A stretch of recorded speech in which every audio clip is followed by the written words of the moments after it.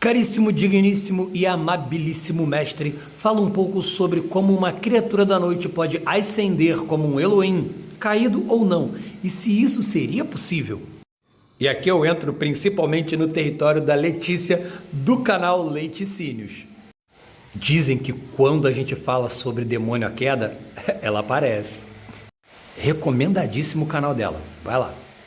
Demônio à Queda é um jogo de RPG da linha Storyteller, do mesmo cenário de Vampira Máscara, Lobisomem Apocalipse, Mago Ascensão. E ele traz mais informações sobre a lore inteira desse cenário.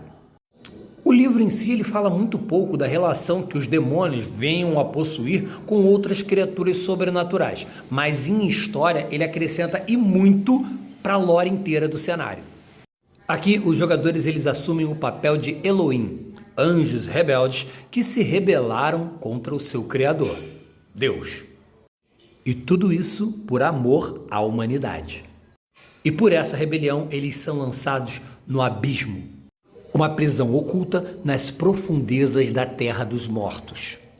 E por milênios eles foram retorcidos em dor, angústia e sofrimento dentro desse abismo, criando para si aquilo que a gente chama de tormento. E o tormento, tal qual a besta de um vampiro, a fúria de um lobisomem, de pouco a pouco consome esse caído. Os Elohim foram uma das primeiras criaturas criadas por Deus, surgidas no primeiro dia da criação, sendo eles uma partícula de poder e sabedoria divina. A luz dos Elohim, inclusive, foi a primeira aurora da criação. Eles ficaram à beira do cosmos, empurrando o vazio, e Deus os colocou no papel de guardiões de toda a criação. Mas vamos lá, Elohim é somente aqueles anjos que servem diretamente a Deus. Os que participaram da queda e da rebelião não são mais nomeados como Elohim. Bom, alguns deles ainda se chamam de Elohim, mas eles não são aceitos, nem por Deus, nem por seus irmãos. Mas será que existe para eles alguma maneira deles recuperarem a sua antiga condição?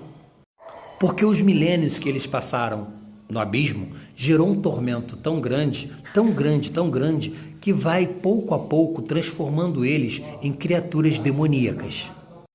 Mas bem, tem um momento na história, que é no ano de 1999, que vai acontecer uma tempestade no mundo dos mortos. E essa tempestade vai causar rachaduras no abismo, permitindo que Elohims mais fracos consigam escapar e vir para o mundo material, o mundo dos humanos. Mas a única maneira de um Elohim, que é um ser totalmente espiritual, se manter no mundo dos humanos, é ele ocupar um corpo, é ele possuir um hospedeiro. Um ser humano com a alma fraca o bastante para que o Elohim possa ali dentro do corpo desse ser humano ocupar o seu espaço. Se ele consegue, a alma mortal então é lançada no abismo ou ela fica aprisionada nas profundezas do próprio corpo. Porém, esse processo de possessão expõe as memórias do ser humano ao Elohim. E é aqui que está o pulo do gato. Um pequeno grupo de Elohim descobre um traço na humanidade por ter acesso a essas memórias e a essas emoções, um traço que faz com que eles sejam lançados para fora desse tormento. E esse traço da humanidade pode ser amor, curiosidade e até a fúria.